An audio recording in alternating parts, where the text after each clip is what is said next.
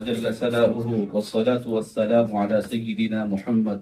وعلى آله وصحبه أجمعين أما بعد محترم و مکرم صدر مدرسہ، ناظم مدرسہ، ذمہ داران مدرسہ،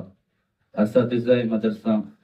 اور باہر سے تشریف لانے والے مہمان گرامی اور محترم و مکرم عزیز طلبہ، السلام علیکم ورحمۃ اللہ وبرکاتہ۔ آج کی اس پرشکوہ اور پروقار اور تاریخی صبح آزادی پر سب سے پہلے ہماری زبانیں اس قادر مطلق خالق کائنات اور پروردگار عالم کی حمد و ثنا سے معطر ہے، جس کی خلاقی نے کائنات کو وجود بخشا،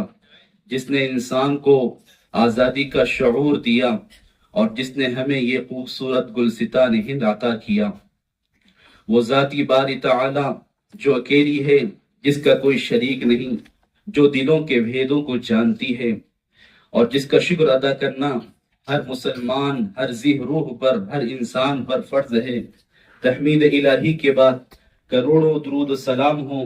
انسانیت کے سب سے بڑے رہبر، محسن انسانیت، ہادی برحق حضرت محمد مصطفیٰ صلی اللہ علیہ وسلم پر، جنہوں نے دنیا کو غلامی کی زنجیروں سے نجات دلا کر حریت، مساوات اور سچی آزادی کا راستہ دکھایا۔ عزیزان گرامی، آج مدرسہ عربیہ ترتیل القرآن کے احاطے میں جشن یوم آزادی کی